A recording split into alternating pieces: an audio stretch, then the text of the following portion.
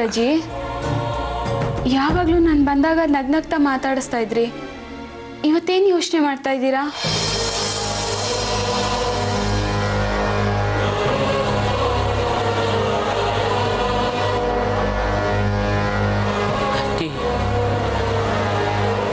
ಏನೋ ಯೋಚನೆ ಮಾಡ್ತಾ ಮಾಡ್ತಾ ಹಾಗೇ ಕಣ್ಣು ಹತ್ತಿತ್ತು. ಯಾರೋ ಬೆಂಗ್ಸು ಕನಸಲ್ಲಿ ಬಂದು ನಿಮ್ಮನೆ ಸೊಸೆ ಯಾರು ನೆಮ್ಮದಿ ಆಗಿರೋಲ್ಲ, ಅವ್ರಿಗೆ ಯಾರಿಗೂ ಒಳ್ಳೇದಾಗಲ್ಲ, ಹಾಗೆ ಹೀಗೆ ಅಂತ ಏನೇನೋ ಹೇಳ್ದಾಗಾಯ್ತು ಕಣೆ.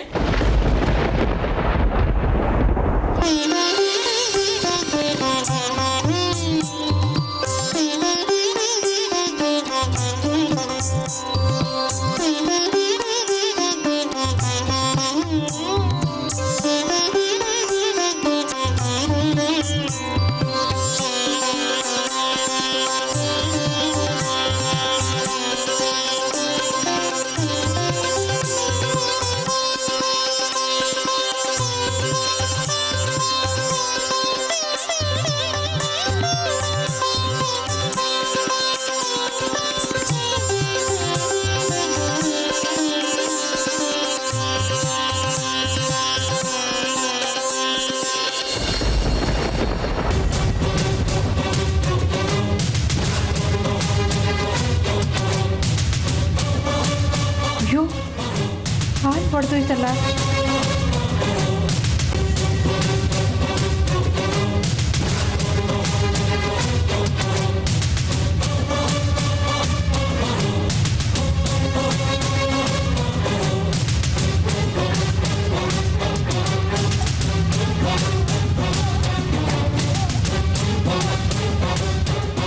ಏನ್ ಹೇಳ್ತಿದ್ಯಾ ಭವಾನಿ?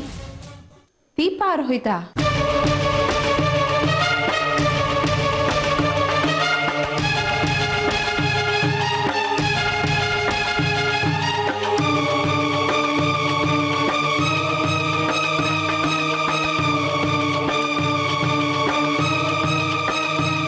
ಹಾಲು ಬಡ್ದು ಹೋಗಿದೆ, ದೇವ್ರ ಮನೇಲಿ ದೀಪ ಆರು ಹೋಗಿದೆ. ಇದೆಲ್ಲ ಏನು ಸೂಚಿಸುತ್ತೋ, ನಮಗಿನ್ನೇನು ಕಾದಿದೆಯೋ ಅಂತ ಆತಂಕ ಆಗ್ತದೆ ಭವಾನಿ.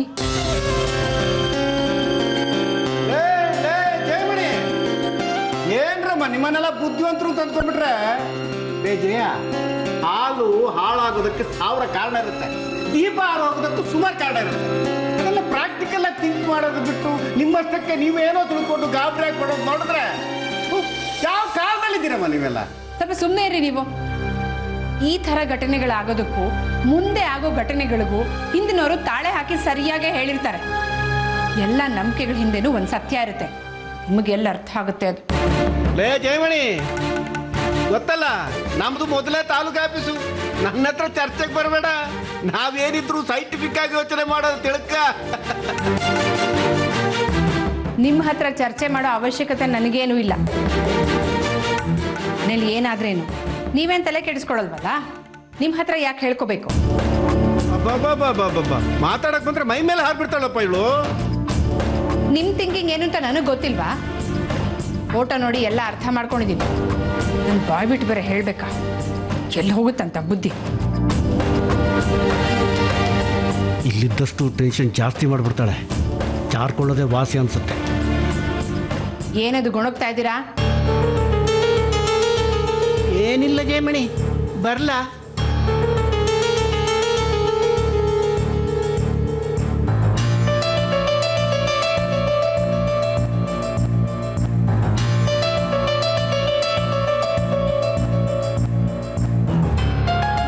ಏನ್ ಹುಡುಕ್ತಾ ಇದೆಯಾ ಸಂಜನಾ?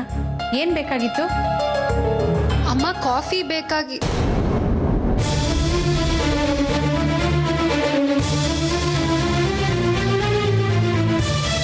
ಟೈಮಿಗೆ ಸರಿಯಾಗಿ ಒಂದು ಕಾಫಿನೂ ಸಿಗೋದಿಲ್ಲ ಈ ಮನೆಯಲ್ಲಿ. ಬೆಳಗ್ಗೆ ನನ್ನ ಮೂಡೆಲ್ಲ ಹಾಳಾಗೋಯ್ತು. ಛೇ ಸಂಜನಾ ನಿಂತ್ಕೋ.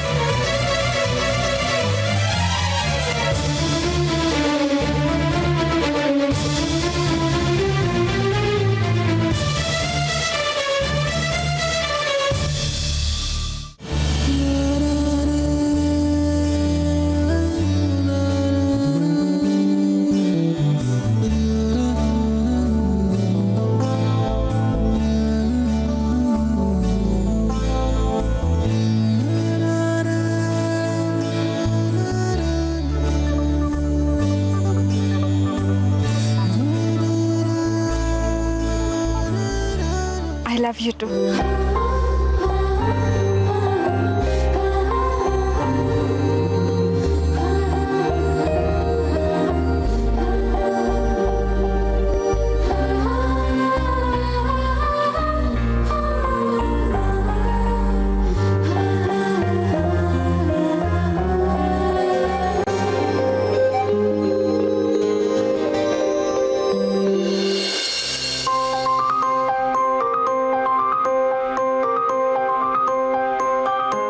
ಇದ್ಯಾವುದೋ ಸ್ವೆಟ್ರು? ಇಲ್ಲಿ ತನಕ ನಾನು ನೋಡೇ ಇರಲಿಲ್ಲ. ಅಮ್ಮ ಇದು ಬ್ಯಾಗಲ್ಲಿತ್ತು. ಬ್ಯಾಗಲ್ಲೇನೋ ಹುಡುಕ್ತಿರ್ಬೇಕಾದ್ರೆ ಇದು ಸಿಕ್ತು. ನಾನು ಮರ್ತು ಹೋಗಿದ್ದೆ. ಸಿಕ್ತಲ್ಲ ಅಂತ ಹಾಕೊಂಡೆ ಅಷ್ಟೇ. ಹೌದು, ಯಾವಾಗ ತಗೊಂಡಿದ್ದೆ? ಇದು ನಾನು ತಗೊಳ್ಳೋದ? ಇದು ಗಿಫ್ಟ್ ಕೊಟ್ಟಿರೋದಾ? ಯಾರು? ಅಮ್ಮ ಅದು ನನ್ನ ಹಳೆ ಆಫೀಸ್ ಫ್ರೆಂಡು. ನಾನು ಆಫೀಸ್ ಬಿಡ್ಬೇಕಾದ್ರೆ ಈ ಸ್ವೆಟರ್ನ ಗಿಫ್ಟ್ ಆಗಿ ಕೊಟ್ಟ. ಅದನ್ನ ಹಾಕೊಳ್ಳೋ ಅವಕಾಶ ಇವಾಗ ಸಿಕ್ತಷ್ಟೆ. ಅದಕ್ಕೆ ಅಂತ ಇಷ್ಟೊಂದು ಸೆಕೆಂಡಲ್ಲಿ ಇದನ್ನ ಹಾಕೊಂಡಿದ್ಯಾ? ಅಮ್ಮ ನಿನಗೆ ವೆದರ್ ಗೊತ್ತೇ ಇದೆಯಲ್ವಾ? ಇವತ್ತಿದ್ದಾಗ ನಾಳೆ ಇರೋದಿಲ್ಲ, ಬೆಳಗ್ಗೆ ಇದ್ದಾಗ ಸಂಜೆ ಇರೋದಿಲ್ಲ. ಹೇಗಿದ್ರು ತಗದ್ನಲ್ಲ, ಅದಕ್ಕೆ ಹಾಕೊಂಡೆ.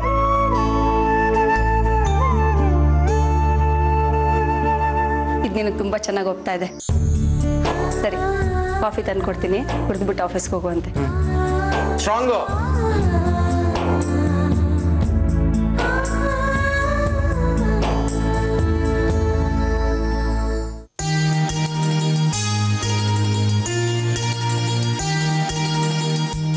ಏನ್ ಸವಿತಾ, ಬೆಳಿಗ್ಗೆಯಿಂದ ಕಾಣಿಸ್ತಾನೆ ಇರ್ಲಿಲ್ಲ, ಎಲ್ಲೋಗಿದ್ದೆ?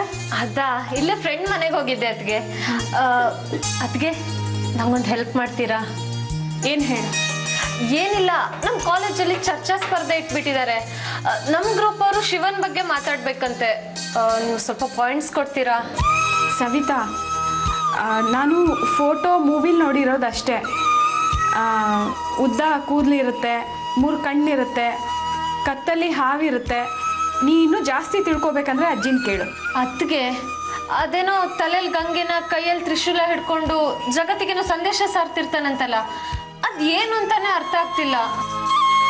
ಸವಿತಾ, ಅದನ್ನ ನಿಮ್ಮ ಅಣ್ಣನ ಹತ್ರ ಕೇಳಿ ತಿಳ್ಕೊ. ಇದಕ್ಕೆ ಅವರೇ ಬೆಸ್ಟ್ ಎಕ್ಸಾಂಪಲ್.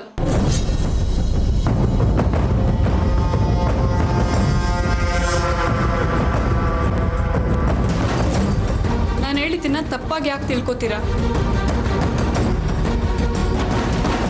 ಅಂದ್ರೆ ನಿಮ್ಮ ಅಣ್ಣನ್ಗೆ ಡ್ಯೂಟಿ, ಮನೆ ಜವಾಬ್ದಾರಿ, ಹೀಗೆ 10 ಜವಾಬ್ದಾರಿ ಇರುತ್ತೆ. ಶಿವನ್ಗೆ 2 ಜವಾಬ್ದಾರಿ ಇರೋದು. ಅದಕ್ಕೆ ಶಿವನ್ಗಿಂತ ನಿಮ್ಮ ಅಣ್ಣನೇ ಬೆಸ್ಟ್ ಅಂತ ಹೇಳಿದ್ದು. ನಾನು ಕೇಳ್ತಿರೋದು ಅತ್ಗೆನ, ನಿಮ್ಮನ್ನಲ್ವಲ್ಲ. ನಿಮ್ಮಿಂದ ತಿಳ್ಕೊಳ್ಳೋ ಅವಶ್ಯಕತೆನೂ ನನಗಿಲ್ಲ. ಅತ್ಗೆ ಚೆನ್ನಾಗೇ ತಿಳ್ಕೊಂಡಿದ್ದಾರೆ. ಹೌದು, ನಿಮ್ಮ ಭರತಣ್ಣನ್ಗಿಂತ ನಿಮ್ಮ ಅತ್ತಿಗೆ ಚೆನ್ನಾಗಿ ತಿಳ್ಕೊಂಡಿದ್ದಾಳೆ. ಇವಳೇ ಬೆಸ್ಟು. ನೀನು ಇವಳ ಹತ್ರನೇ ಕೇಳಿ ತಿಳ್ಕೊ.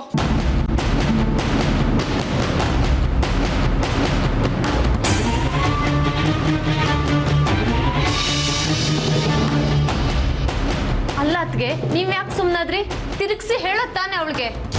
ನೀವಿನ್ನೂ ಸ್ಟ್ರಾಂಗ್ ಆಗ್ಬೇಕು ಅತ್ಗೆ, ಇಲ್ಲ ಅಂದ್ರೆ ಅವಳು ನಿಮ್ಗೆ ಇನ್ನೂ ಜಾಸ್ತಿ ಟೆನ್ಷನ್ ಕೊಡ್ತಾಳೆ. ಅವಳು ಅಂದಿದ್ದಕ್ಕೆಲ್ಲ ಅನ್ಸ್ಕೊಂಡು ಸುಮ್ಮನಿರ್ತೀರಲ್ಲ ಅತ್ಗೆ ನೀವು. ಹಾಗಲ್ಲ ಸವಿತಾ, ಮಾತಿಗೆ ಮಾತು ಬೆಳೆದ್ರೆ ಜಗಳ ಆಗುತ್ತೆ. ಒಂದಲ್ಲ ಒಂದಿನ ಅವಳಿಗೆ ಅರ್ಥ ಆಗುತ್ತೆ. ನೀನು ಸುಮ್ಮನೆ ಇರು. ಅತ್ಗೆ, ನೀವಿನ್ನೂ ಕಲ್ತ್ಕೋಬೇಕಾಗಿರೋದು ತುಂಬಾನೇ ಇದೆ. ಸರಿ, ನಿಮ್ಗೇನಾದ್ರೂ ವಿಷಯ ಹೊಳೆದ್ರೆ ನನಗೆ ಹೇಳಿ. ಅಷ್ಟ ತನಕ ಅಜ್ಜಿ ಹತ್ರ ಕೇಳ್ತಿರ್ತೀನಿ. ಅಜ್ಜಿ, ಗೌರಜ್ಜಿ.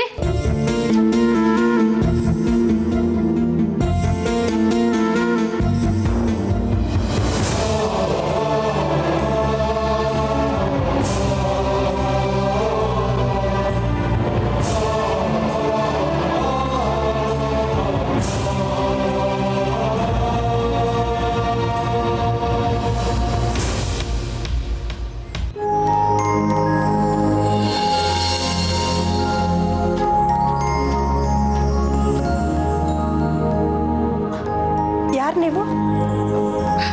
ನನ್ನ ಹೆಸರು ಜಯ ಅಂತ, ಭವಾನಿ ತಾಯಿ. ರವಿ ನಿಮ್ಮ ಬಗ್ಗೆ ಹೇಳ್ತಿದ್ದ. ಬನ್ನಿ ಕೂತ್ಕೊಳ್ಳಿ. ಒಂದು ನಿಮಿಷ ಕಾಫಿ ಮಾಡ್ಕೊಬರ್ತೀನಿ.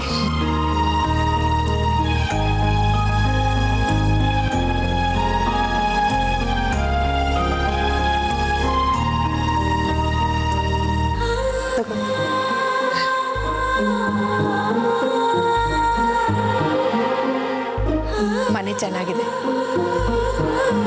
ನಾನು ಮನೆ ಒಳಗೆ ಬರ್ತಿದ್ದ ಹಾಗೆ ನನ್ನ ಜೊತೆ ನೀವು ಮಾತಾಡಿದ ರೀತಿ ಇದೆಯಲ್ಲ, ಅದರಲ್ಲೇ ನಿಮ್ಮ ಮನಸ್ಸನ್ನು ಅರ್ಥ ಮಾಡಿಕೊಂಡೆ. ಖುಷಿ ಆಯ್ತು. ಮನೆ ಮುಖ್ಯ ಅಲ್ಲ, ಮನ್ಸು ಮುಖ್ಯ. ಜೀವನ ಅಂದರೆ ಅಷ್ಟೇ ತಾನೇ.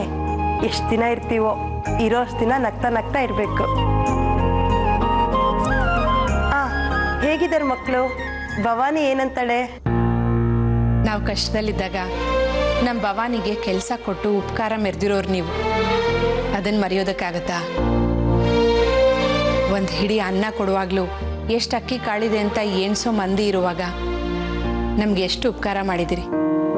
ನಿಮ್ಮ ಮಗನಿಗೆ ಹೇಗೆ ಕೃತಜ್ಞತೆ ಹೇಳಿದ್ರೂ ಸಾಕಾಗಲ್ಲ. ಅಯ್ಯೋ, ಅಷ್ಟೆಲ್ಲ ದೊಡ್ಡ ಮಾತಾಡಬೇಡಿ. ಇವತ್ತೆಲ್ಲ ನಾಳೆ ನಿಮ್ಮ ಭವಾನಿಗೆ ಮಾತು ಬರ್ಬೋದಲ್ವಾ?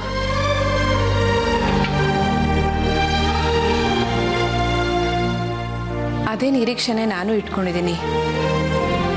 ಮತ್ತೆ ನಮ್ಮ ಭವಾನಿಗೆ ಮಾತು ಬರಬೇಕು ಅಂದರೆ ತುಂಬ ದುಡ್ಡು ಖರ್ಚು ಮಾಡಬೇಕಾಗತ್ತೆ. ನಮಗೆಷ್ಟು ಸಾಧ್ಯ ಆಗುತ್ತೋ ಅಷ್ಟೇ ತಾನೇ ಆಗೋದು.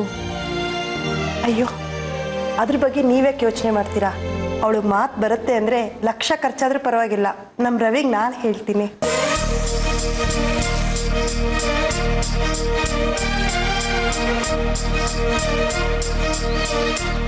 ಆದರೆ ಒಂದು ವಿಷಯ ಜಯ, ಭವಾನಿಗೆ ಮಾತು ಹೇಗೆ ನಿಂತೋಯ್ತು ಅಂತ ಕೇಳ್ಬೋದಾ?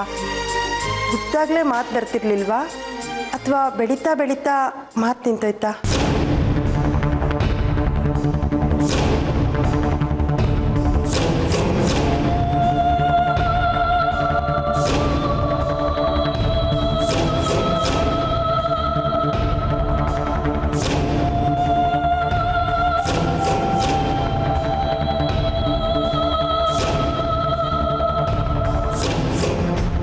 ಸಾರಿ ಜಯ ಅವರೇ, ನಿಮಗೆ ಬೇಜಾರಾಗುವಂಥ ವಿಷಯ ಕೇಳಿಬಿಟ್ಟೆ. ಭವಾನಿಗೆ ಇದರಿಂದ ಏನಾದರೂ ಪ್ರಯೋಜನ ಆಗುತ್ತೋ ಏನೋ ಅಂತ ಕೇಳಿದೆ ಅಷ್ಟೆ.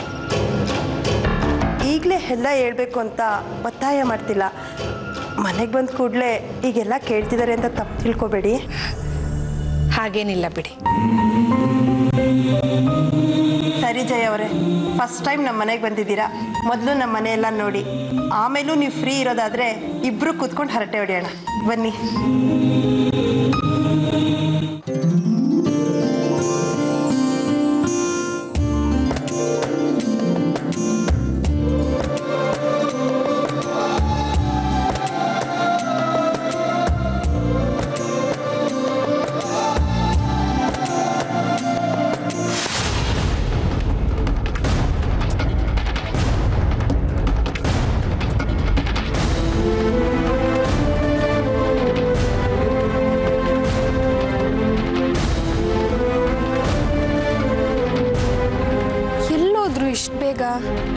ಮನೋಜ ಏನೋ ಕೆಲ್ಸಕ್ಕೆ ಹೋಗಿರ್ಬೋದು, ಆದ್ರೆ ಆಂಟಿನೂ ಕಾಣಿಸ್ತಿಲ್ವಲ್ಲ. ಎಲ್ಲಿ ಹೋಗಿರ್ಬೋದು ಇವರು? ಇಲ್ಲೇ ಕಾಯಿಲ್ಲ ಅಥವಾ ಹೊರಟು ಬಿಡ್ಲಾ?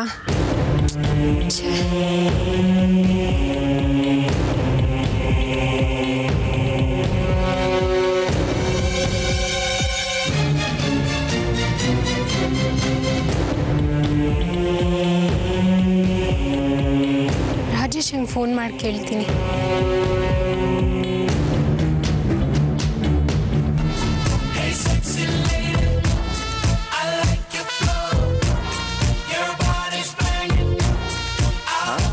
ಸಂಜನಾ ಡಾರ್ಲಿಂಗ್,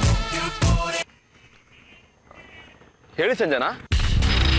ನಾನಿಲ್ಲಿ ಮನೋಜನ್ ಮನೆ ಮುಂದೆ ನಿಂತಿದ್ದೀನಿ. ಮನೆ ಬೀಗ ಹಾಕಿದೆ. ಎಲ್ಲೋಗಿದ್ದಾನೆ ಮನೋಜ? ನಿಮ್ದು ಒಳ್ಳೆ ಪ್ರಶ್ನೆ ಆಯ್ತಲ್ರಿ. ಮನೋಜ ಎಲ್ಲಿ ಅಂತ ನನ್ನ ಹತ್ರ ಕೇಳಿದ್ರೆ ನನಗೆ ಹೇಗ್ರಿ ಗೊತ್ತಾಗಬೇಕು?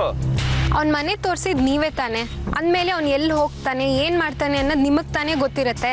ರೀ ಸುಮ್ನಿರ್ರಿ, ಮಾಡಕ್ ನನ್ ಕೆಲ್ಸ ಇಲ್ವಾ? ದಿನ ಅವ್ನ ಮನೆ ಬಾಗಿಲು ಕಾಯ್ತಾ ಎಲ್ಲಿ ಹೋಗ್ತಾನೆ ಏನ್ ಮಾಡ್ತಾನೆ ಅಂತ ನೋಡ್ತಾ ಇರಕ್ಕಾಗುತ್ತಾ? ಸಾರಿ, ಮನೆ ಬೀಗ ಹಾಕಿತ್ತಲ್ವಾ, ಅದಕ್ಕೆ ಟೆನ್ಷನ್ ಆಯಿತು, ಹಾಗೆ ಮಾತಾಡಿದೆ. ತಪ್ಪು ತಿಳ್ಕೊಬೇಡಿ. ಅಯ್ಯೋ, ಈ ಹುಡುಗಿರಿಗೆ ನಾಲ್ಗೆ ಮೇಲೆ ಕಂಟ್ರೋಲೇ ಇರಲ್ಲ. ವಟ ವಟ ವಟ ವಟ ಅಂತ ಮಾತಾಡ್ಬಿಡ್ತಾರೆ. ಆಮೇಲೆ ನಾನು ಈಗೆಲ್ಲ ಮಾತಾಡ್ಬಿಟ್ನಾ ಅಂತ ಸಾರಿ ಕೇಳ್ತಾರೆ. ಒಟ್ನಲ್ಲಿ ತಲೆ ಕೆಡಿಸ್ಕೊಂಡು ತಲೆ ಕೂದಲು ಉದುರಿಸ್ಕೊಳ್ಳೋದು ನಾವುಗಳು ಹುಡುಗರು.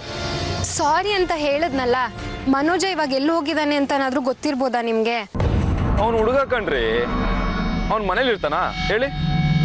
ಹೊರಗಡೆ ಹೋಗಿರ್ಬೋದು, ಇಲ್ಲ ಕೆಲ್ಸಕ್ಕೆ ಹೋಗಿರ್ಬೋದು, ಅವ್ರಮ್ಮ ಅಂಗಡಿಗೆ ಹೋಗಿರ್ಬೋದು.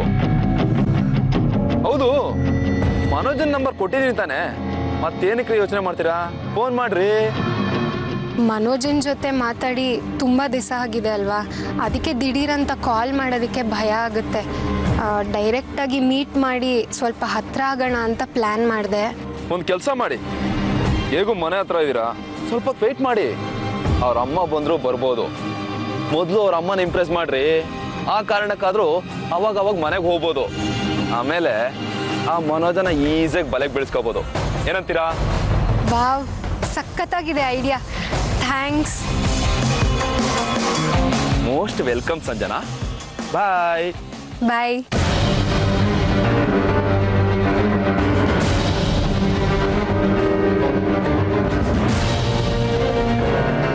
ಈ ಹುಡುಗಿರು ಸಿಕ್ಕಾಬಟ್ಟೆ ಪಾಶಪ್ಪ. ಐಡಿಯಾ ಕೊಡಕ್ ಮಾತ್ರ ನಾವು ಬೇಕು.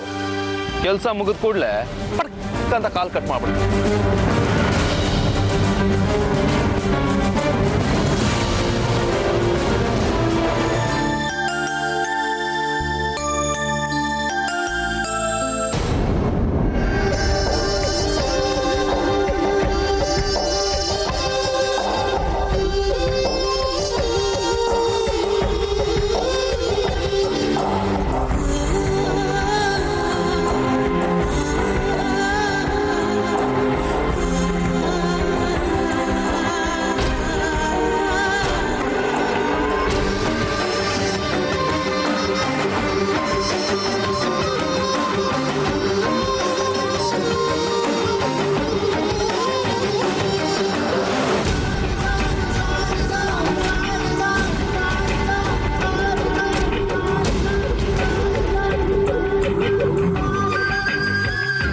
ಯಾರು ಅಂತ ನೆನಪಿದ್ಯಾ ಅಥವಾ ಮರ್ತೋಗಿದ್ಯಾ?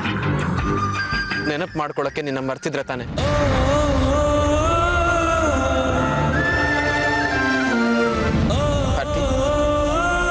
ನಾನು ಹೇಳಿದ್ ಸರಿ ತಾನೆ?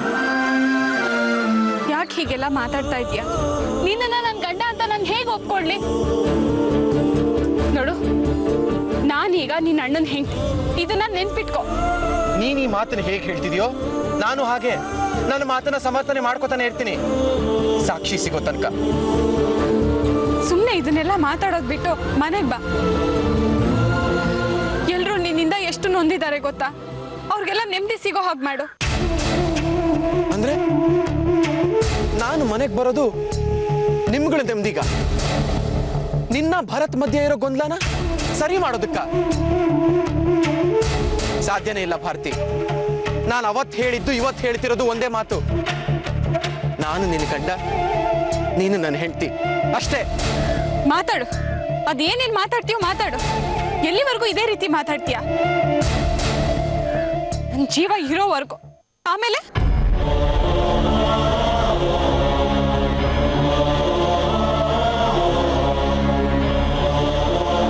ಇವತ್ತಿಷ್ಟೆಲ್ಲ ಮಾತಾಡ್ತಾ ಇದೀಯಲ್ಲ, ಅವತ್ ಮದ್ವೆ ಮಂಟಪದಲ್ಲಿ ಅಷ್ಟೆಲ್ಲ ನಡಿಬೇಕಾದ್ರೆ ಎಲ್ಲಿ ಹೋಗಿತ್ತು ನಿನ್ಗೆ ಧೈರ್ಯ?